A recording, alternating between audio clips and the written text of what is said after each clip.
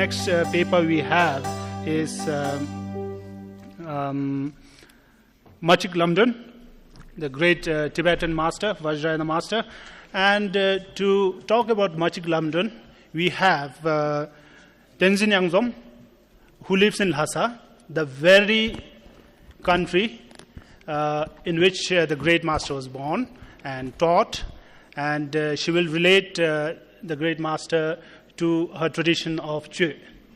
Thank you. You have 15 minutes. Thank you. Good morning, everyone. My name is Tenzin Yangzom, and I'm a master's student in University of Hong Kong. So it is great honor for me to speak in front of you in this wonderful country. And I want to thank to the CBS who gave me this opportunity to present my paper, Tojichela, right, in Bhutanese. And also special thanks to my mother. I think she's sitting behind there. She came here all the way from Tibet to Bhutan. You know, you are the source of great kindness to me that gave me a fearless heart. Thank you so much. I love you from all my heart, Mom. Okay. So this is my topic. It's a comparative study on Machig Labdron's life story from different Tibetan sources and her contribution on Chö tradition.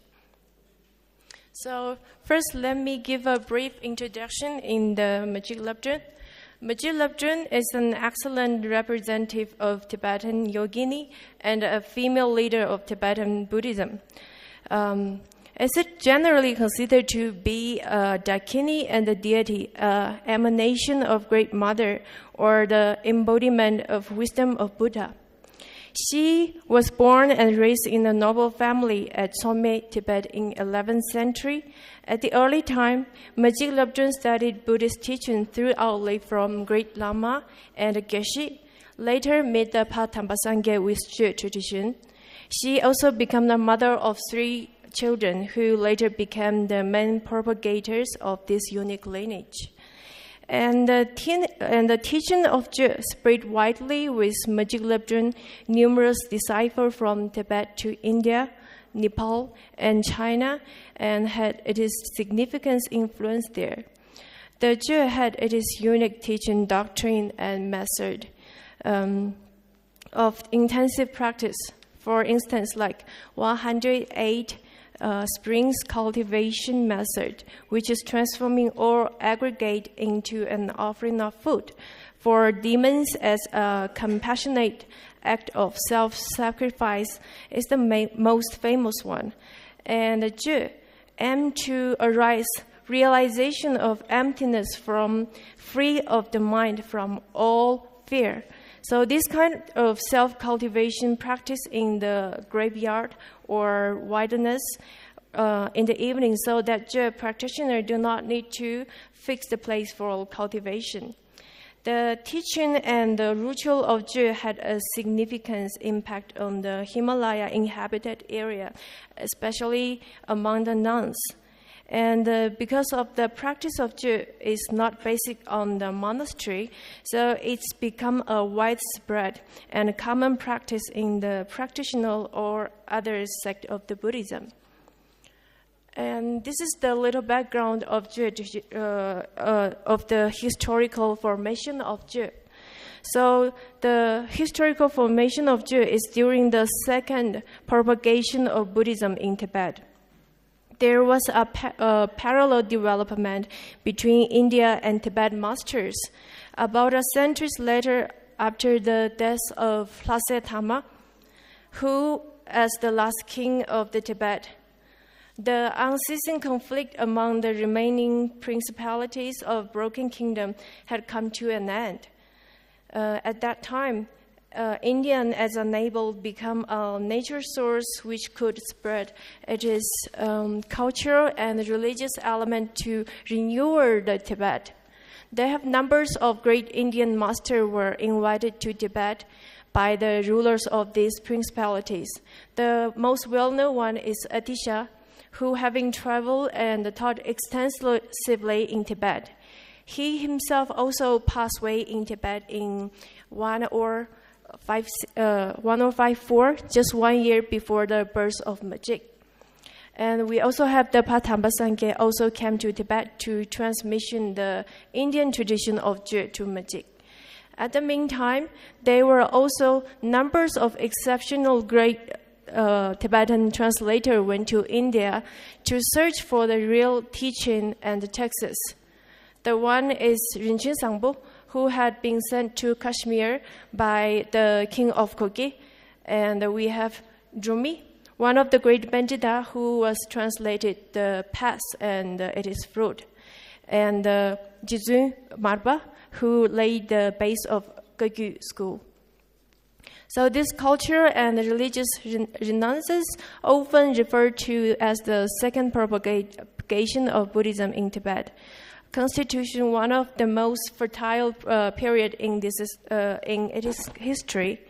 The expanding of the culture and the religious highly regard not only among the fervent Buddhist ruler, warlords, and the great Tibetan master, but also among the ordinary people. They were all actively supporting the spreading of Buddhism in Tibet, Buddhist teaching in Tibet, and that simultaneously, the absence of any central political and religious power, many informal communities arising around this master with the support of the wealth families. Some of these communities gradually turned to monastic institutions. For example, they have a Rajin, founded in 1056. The College of Sagya, it's established in the 1073. But some of these communities stay as an informal character and remain outside the framework of institution, such as the lifestyle of Machig and her disciple, who assemble around Machig at the Sangri, the Kupur mountain. And yeah, my studies is surrounding that 5 main Tibetan texts that I use in that study.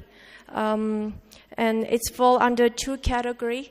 One is the historical account include. The first one is the Blue Annual Teptingwambo by Golozawa, composed at the end of 15th century, 4th century after Machig's death. And the second one is the Dharma history, Banquet for the Learned by Pao Dzogla Trengwa. He is the second Nenang Pao Rinpoche.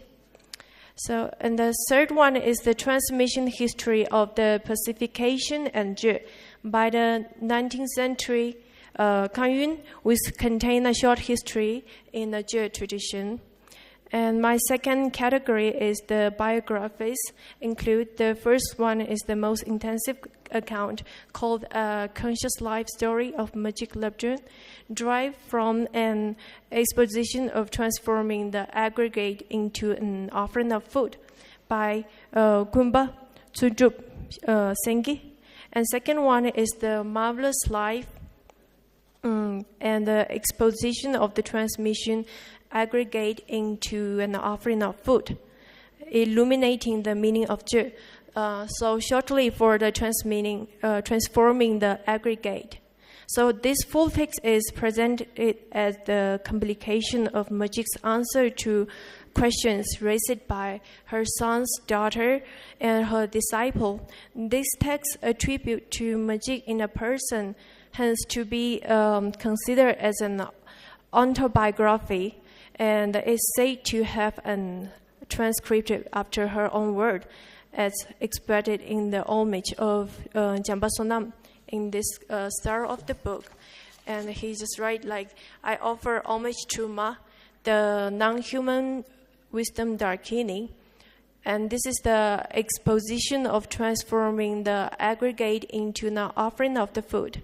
And I have transcribed from the very word of Machig. So these are the 5 main texts I just used in my study.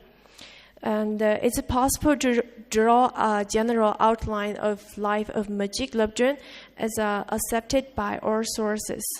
Although numerous important disagreement become apparent, including mutual exclusive versions of event. Since they have a limited time, I could only bring some of this. The first one is the birth of Machig.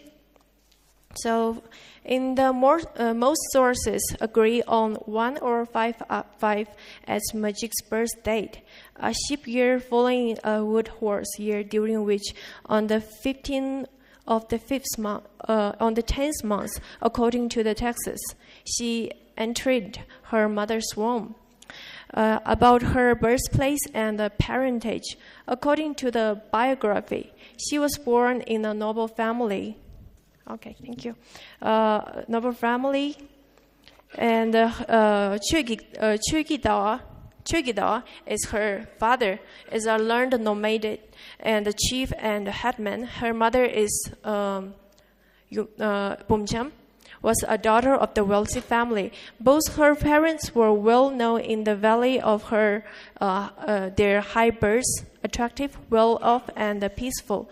Although the Namkhen noble has it is Machig was born in a Pambu family, none of our sources confirm that assertion. And the other, I will talk about the Machig's union with the Indian yogi and the vow. Both Sonam Lama, her root Lama, and Lama Chapa reassured Machig's union with Indian yogi will be greatly beneficial in future, no matter she break her monastic vow or not. According to the outstanding claim in the Marvelous Life, it said Machig never received a monastic ordination, so Sonam Lama told her, there is no fault since you did not take the monastic vows. But under the Kangyun, the transmission history, he quoted at one of his main sources, the ground exposition, point out that she broke her vows, since Machig claimed, but I am a nun, when Dakini suggests her unit with the Vajra in her dream. So in the same point, after her unite with the Vajra, Machig went to Lama Chaba. She was told by Lama Chaba that the union with Vajra was incorrigible, and this unite will hold great beneficial for all sentient beings. Since I have only 3 minutes, so I cannot cover all these different kind of, then I will go directly to the death of Machig's death. Date of Machig's death. The date of Machig's death is remain uncertain.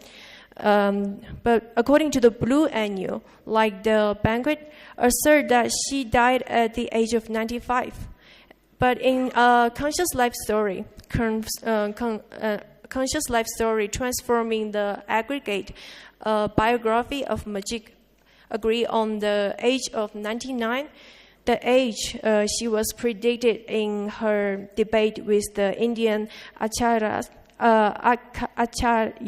According to the later source, she would have passed away in the 1151, since Tibetan count the years starting from the new year following the birth, not from the actual birth of date.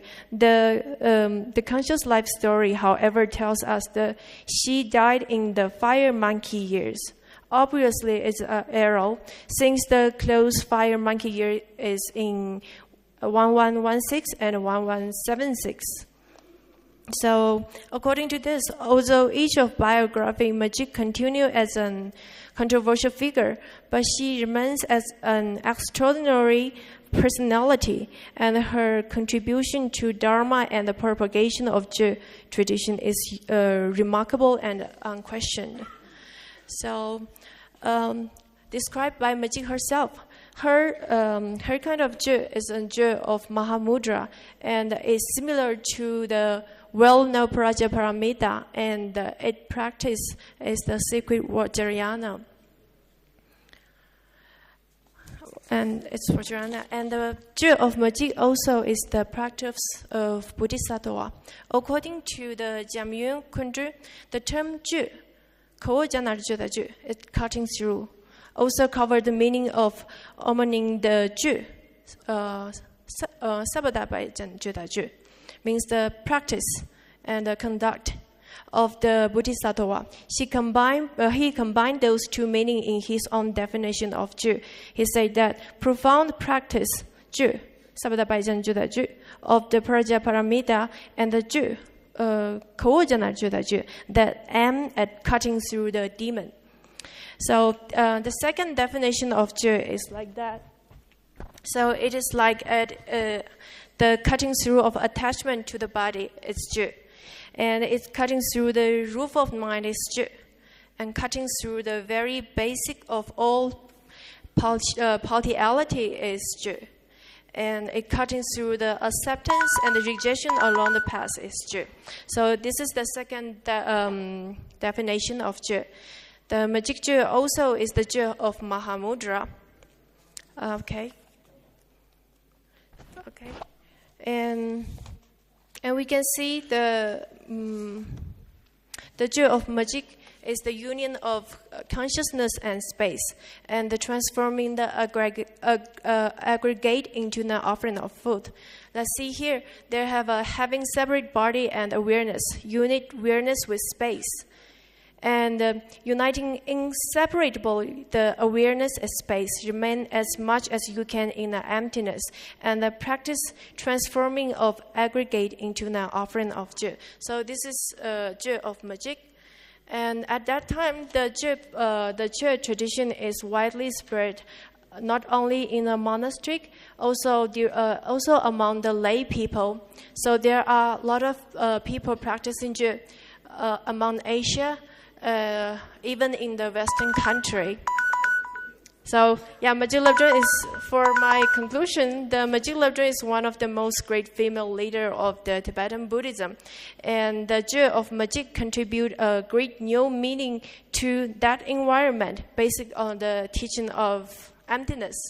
So thank you. So this is end of my presentation. Thank you.